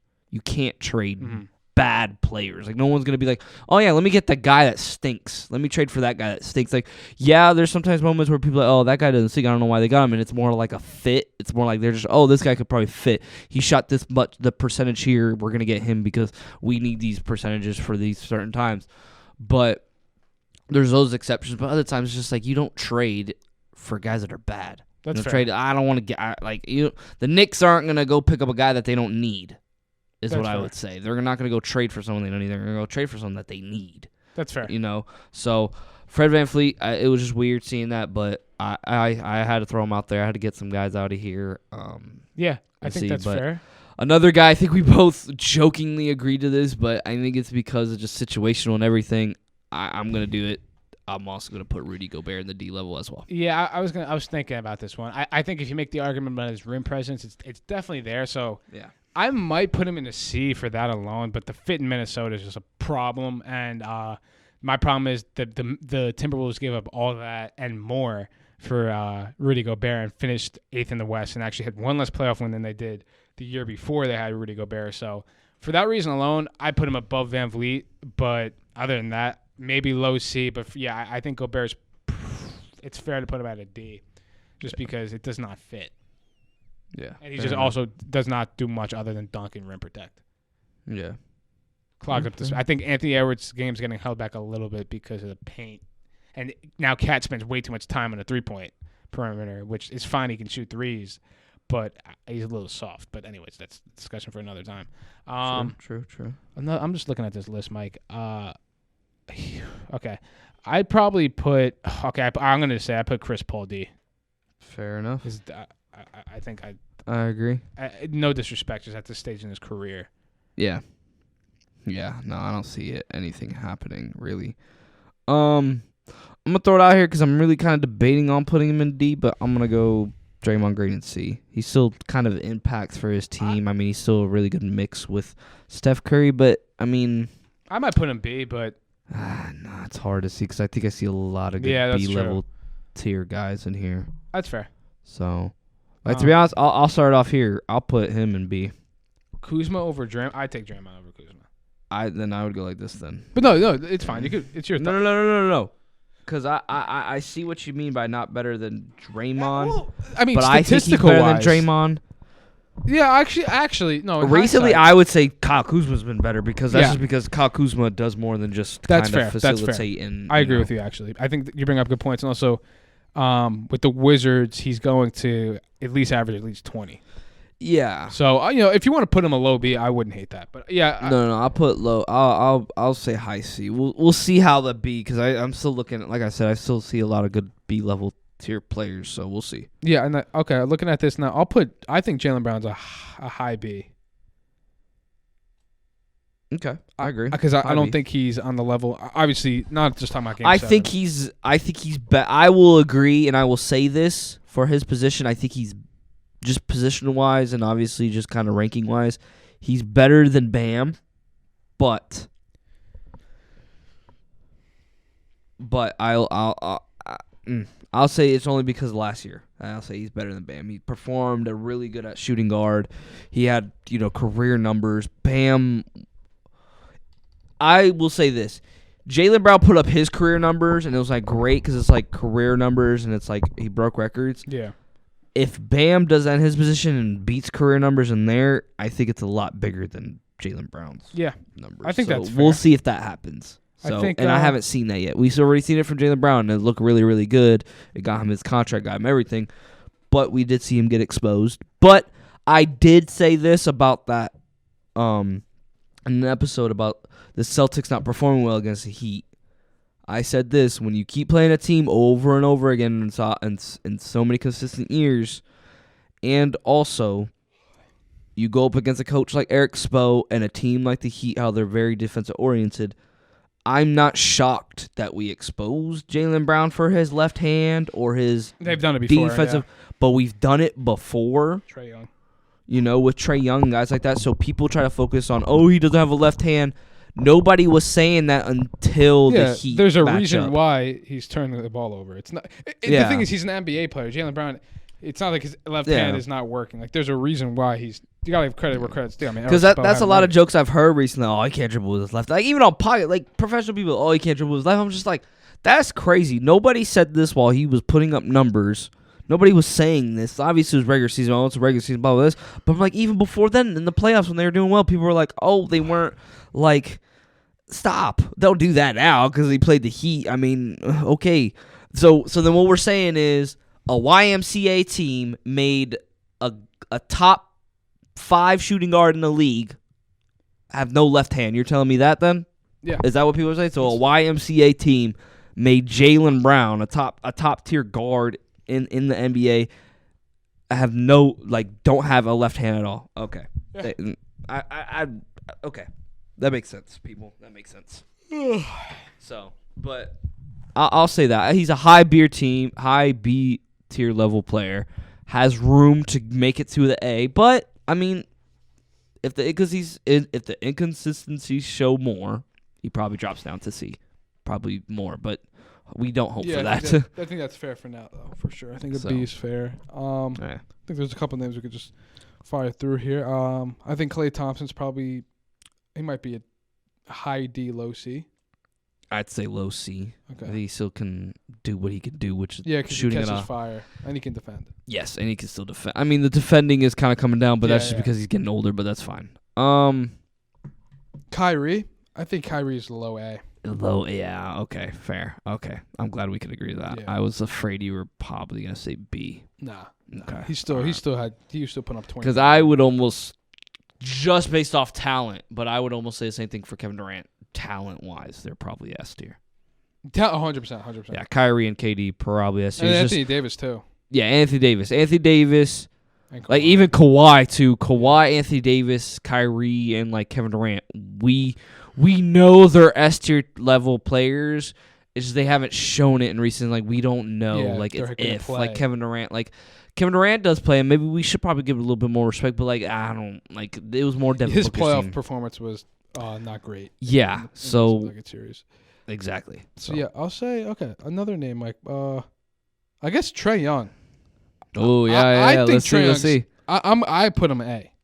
Okay. Low A. He's better than. You better think he's better than Fox? He's better than Fox. I'd say that. He's better than Fox. Talent-wise, he's better than Fox. Talent-wise, because he could do more. His finishing is good enough. I mean, he can't dunk like De'Aaron Fox. Like, he wishes. I mean, that'd be crazy if Trae Young had De'Aaron Fox bounce. It'd be crazy. I mean, he's clutch too, Trae Young. So, obviously, De'Aaron Fox is defensive. If you want to argue De'Aaron Fox is better because the defensive side of the ball, that's fair.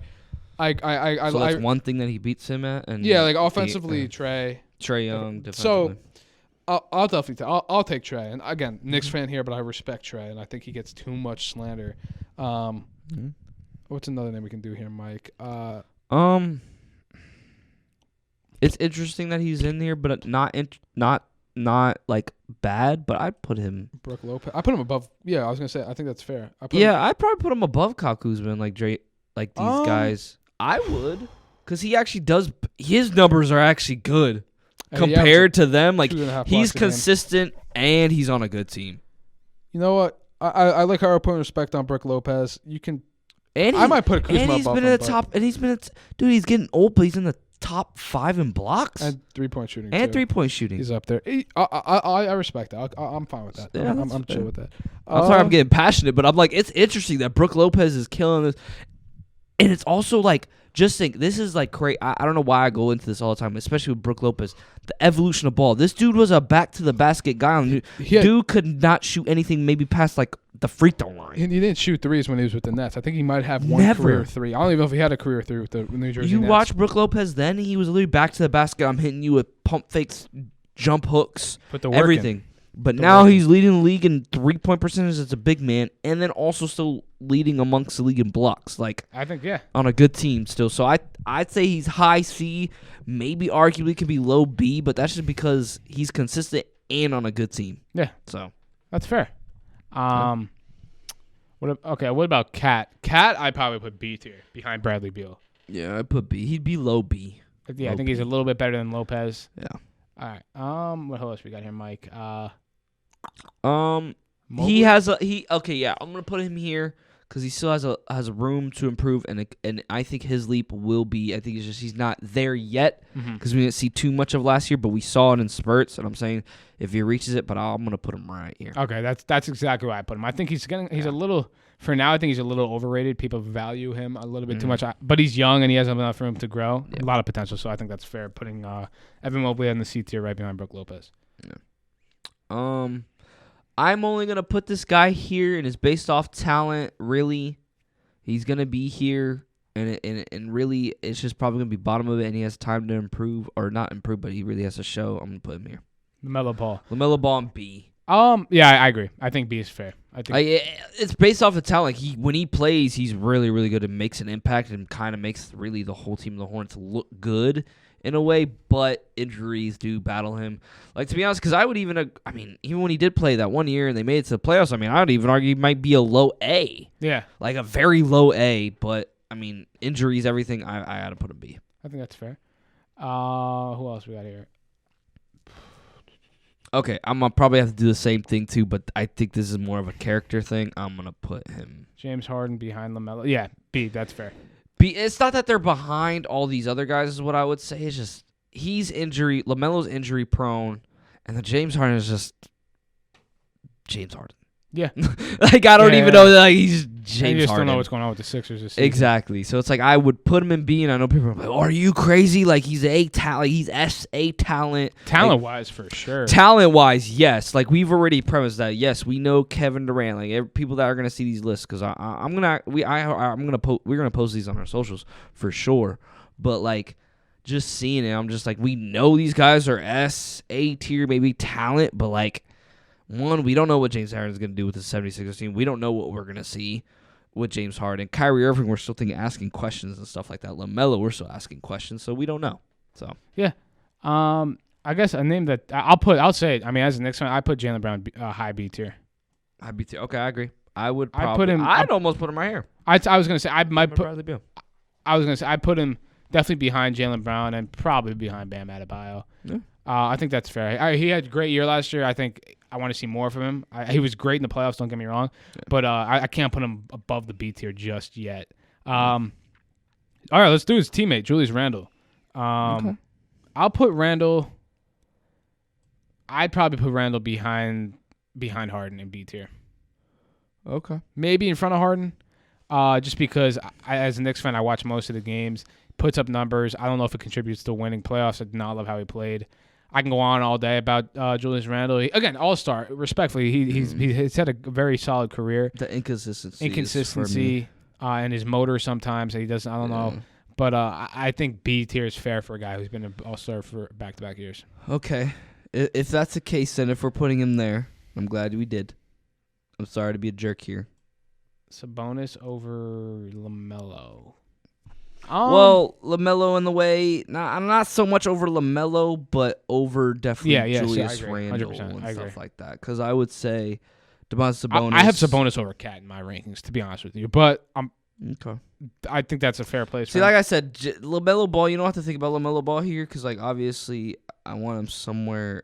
Yeah, it's just he's been hurt. He's just been hurt, so it's like he's kind of like he's just amongst B. Like I think that's fair. He's B tier player, but he could be A at the end. Like he's gonna have a big year this year if he's healthy for sure. And I'm excited for the Hornets. I mean, I know we're talking about players here, but I'm just excited for the Hornets. But yeah, I think that's. But I'll fair. definitely go like this because I also would agree the way he's looking in like the Kings and his numbers and consistency and his double doubles. I mean, could even average a triple double with the way he's assisting too and off the handoffs with De'Aaron Fox. I mean. He's top. I mean, I put him in even when we did our top 5 and everything. I put him in like for big men. I think he's a center. He's a really good center for the Kings. So yeah, say he works better with the Kings. That he looks a lot better playing than the Cat and the Timberwolves because obviously the situation going on there. So yeah, okay. So if we're talking then big men, I mean, yes, his team's not there, and I know we just ranked his team pretty bad, and we were kind of questioning because I thought they were going to do. They showed that they were good, but then I'm going to put this guy here then too. We're marking him B tier. B tier. I think that's that's a fair place for him. Yeah. I think another name I would say DeMar DeRozan's definitely B tier, I think. Okay. I agree. I would then, if that's the case, I put him there. LaVine C tier. I might put him behind DeRozan on B tier. Yeah, jeez, yeah. Because he just to had do a bad year last year. Yeah, he's had a bad year, and I don't like when he has a bad year because I love Zach LaVine. I mean, but it's hard because I'm looking at these other guys, and I don't want to put so much people because we could put as much people in B. That's fair. But I'm thinking of dropping him. Put LaVine in C. We always can move it around if we have to. Yeah. All right, I'll say that. I mean, I think Cade Cunningham's going to be B tier this year. So I think he's been hurt. But I think we'll give him the benefit of the doubt as we are for a lot of these players. I think Cade Cunningham's B tier. Okay. Oh, a name I'm surprised we haven't seen yet is Jamal Murray. I think he's a high B. Yeah, high B. I put him over Brunson. Yeah. Where's Brunson? Oh, you put him over Brunson? Okay. I would. I mean, I just you gotta respect. Yeah, when he plays, yeah. Regular season maybe not as much, but wow, he's an underrated. He's an underrated playoff performer for sure. Doesn't get enough credit. Yeah, I think that's fair. DeJounte Murray. You can pick any name you want, but Zion Williamson. I'll put him here. Oh, Tyrese Maxey. Maxey, I think this year he's going to be a B tier, but for now, right there. Because if we're going to put LaVine there, I still think LaVine is better than Maxey, but that's because obviously he's older and he's been in the league a little bit longer, and obviously LaVine, I feel like is. Yeah, Maxey's also playing as the third option. Where if Harden leaves, that's going to open the floor for him. But especially he definitely makes a jump, especially if he could stay consistent and stay the score that he is. If Harden leaves, he'll definitely jump up into B. Yeah, he could definitely be a battle in there. So cool. Okay, if we're doing young guys, I'll put Paolo right here. Paolo Banchero. Paolo in the B. I might put Paolo a little bit higher, but he's definitely B tier player. Where would you put him then? For me, I'm really high on Paolo. I might put him right behind LaMelo. I would take him over Randall, to be honest with you. But I don't know if I might put Randall behind. I think I would pick him over Randall. I think I would put him. I'd take him over Cat. Yeah. So I don't know. Yeah, we're big Paolo Banchero fans here, but yeah, I think Sabonis maybe not yet. Sabonis being All-Star, he is. Yeah, I think Paolo Banchero is a B tier player. I think he's better than Cat, at least this year. All right, so then if that's the case, I mean, I put slander on his name, but I mean, this is a tier list. In the top 5, I put slander on him, but I'm not gonna put slander on him now. Jaren Jackson Jr.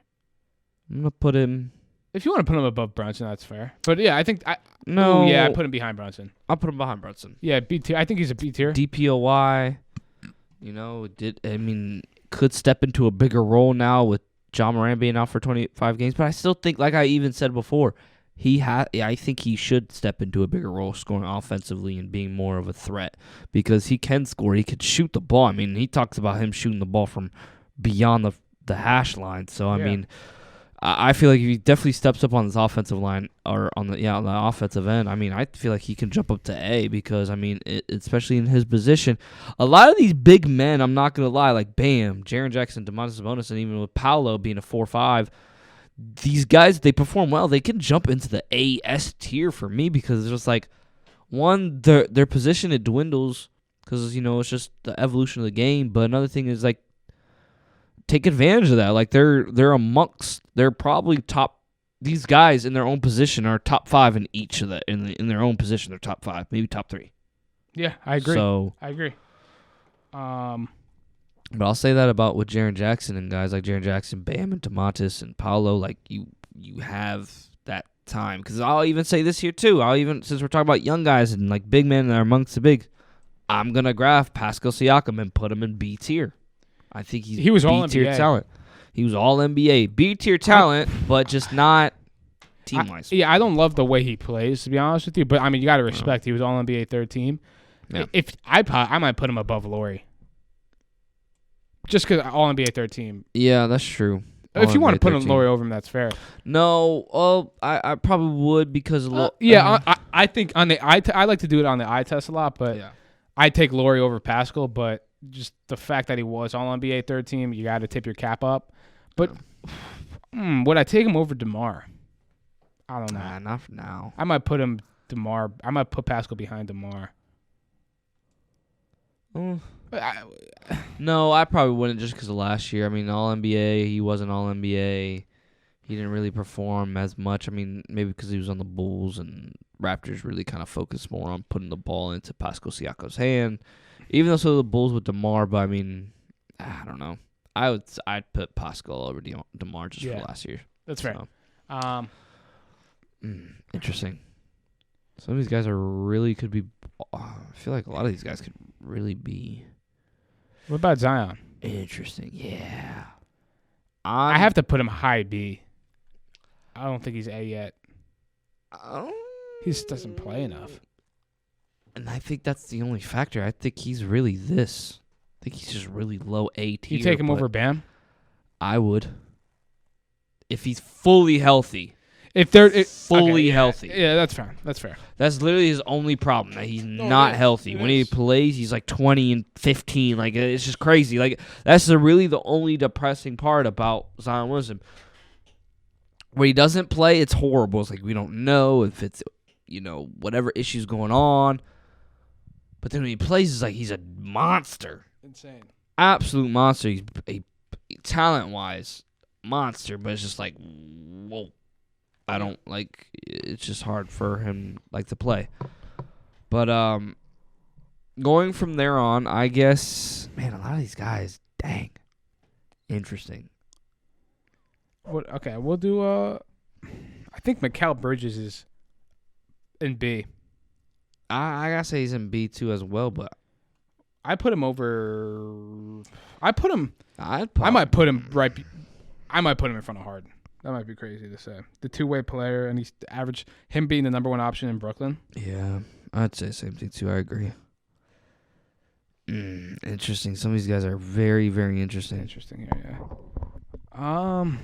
I did not see a lot. I'm also gonna put him right here. OG Anunoby in the D. I mean, I take him honestly. He'd probably. I was gonna say I take him. C. I would take him over Clay. Really? I didn't see too much production from him. OG? Yeah, not too much. He's one of the better two-way players in the league. Yeah, like defensive-wise, yeah, for sure. But, on that, I'd rather than just get Clay because at least on the offensive end, he's going to do what he's got to do. That's fair. That's fine. OG, I agree. I hope he has – that's why I said to begin off, I didn't see enough. I see. So this next year, he could definitely have that leap, but depending on if he's still on the team or not. Okay. But, That's fair. Because then that's where I bring this guy in, and I think Andrew Wiggins is better than him, better than Clay, but he's probably a C tier level guy. I'd put Wiggins. I put him right behind Levine. Okay, fair enough. Just because Levine is the number one option, I'd rather have Levine as the number one option than Andrew Wiggins. But I think that's fair. Wiggins probably doesn't get enough respect. Yeah. Number one overall pick. Okay. Obviously. I think this guy would be. This might be messed up because we have Zach LaVine here, and maybe now we might move him up because I'm gonna move him up here. This is the only reason why. Move him up here because he's really gonna kind of be like the bottom cap of that B. I think that's fair. I think this guy right here is Jeremy the epitome of like a really good C tier player because the numbers last year was really, really good on the Portland Trail game. I think it was 24, 25 a game. 24, 25 a game, and he still had I think he almost averaged a double-double. So it's just he was really, really good. He got paid a bag, too. And he got paid a lot. So we're going to see how he plays after that. But Jeremy Grant, I'm a little bit biased because I got to see this guy at the guard, but the guy dropped 40 points without nothing. And I was like, ooh, what? On my Knicks. Yeah, on the Knicks. So I'm just it's interesting. But I would say this is where I bump up Zach LaVine because I got to give it to Jeremy Grant's probably right there because he could be B. He really could be B, but he's on the Portland Trailblazers. I can't really see that too much with the team. So yeah, we'll say that. All right. I'll say I think Scotty Barnes also probably in the D tier, maybe right behind Anunoby, or yeah, I would say D tier because he still has lots to prove. Last year he kind of dropped off a little bit. I was gonna say I don't know if he got much better after rookie year, but I mean it's only his third year in the league going into. So only third year, so we developmental still got time to improve. At least he's not like these two, Chris Paul and Rudy Gobert. And Rudy Gobert, they were a little bit older and got to figure it out. Yeah. But from here, I think out of respect, I think Drew Holiday is right above LaVine. Probably above Cade Cunningham right now. Yeah, fair enough. Tier. Yeah. If you want to argue DeRozan, DeMar, yeah. I was going to say. Yeah. Yeah, I think that's fair. Who else we got? Chris Middleton. Chris Middleton would have to be.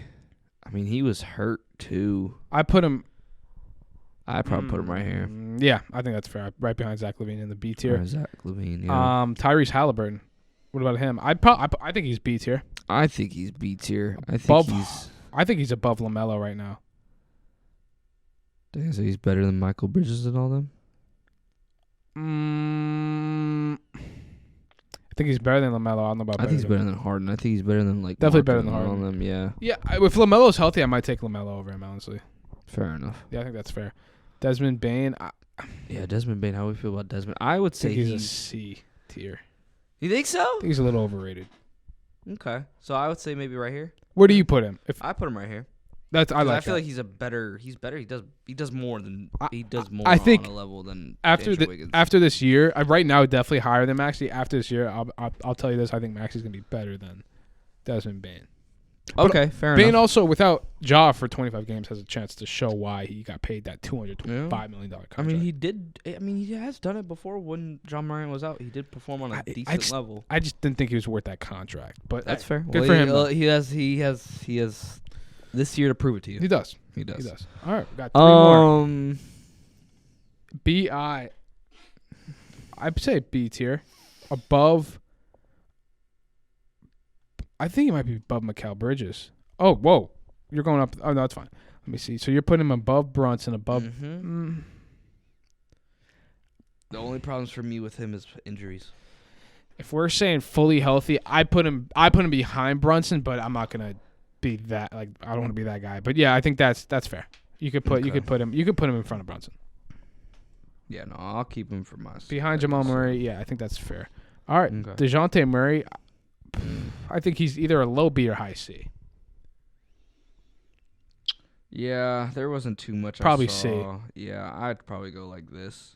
Yeah, behind Jeremy Grant, C tier. And then Darius Garland. B. Yeah, I think that's fair. I'd go B. I go because the talent is there. We've seen him go crazy.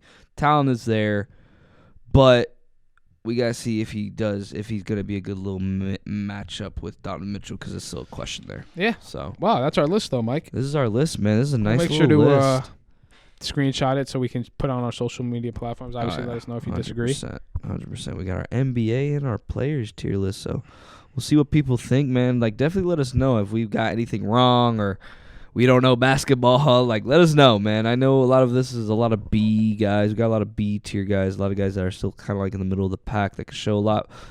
But I mean, we still got guys that maybe are in the C tier level that people are whoa, y'all are crazy. But I mean, hey, we probably just in our eyes we haven't seen enough, or we've seen so much, or we've seen too much. So we'll see how that goes. But you're hearing it here on Hoopin' with Mike and Brian. Brian, you got anything words to say, man? No, I mean, I think that was a great little episode. Again, thank you for everyone if you tuned into our bonus segment. We got more content coming out. Obviously, the last couple of weeks were unprecedented, but we'll be back in. I think you know what to say. Yeah, no, for sure, yeah. We'll definitely be back in the studio soon, so definitely stay tuned to our I forgot to say the socials. Should I say that one more time? Yeah, get it out there, man. Obviously out on all platforms. I know I sound like a broken record, but we're at Hoopin, Mike and Brian on YouTube and all streaming platforms. We're also at hoopin.mb on Instagram and TikTok, and we're at hoopin_mb on Twitter. So all platforms, you know where to find us. Yeah, you know where to find us, and stay in tune. So keep listening, keep tuning in, keep hooping.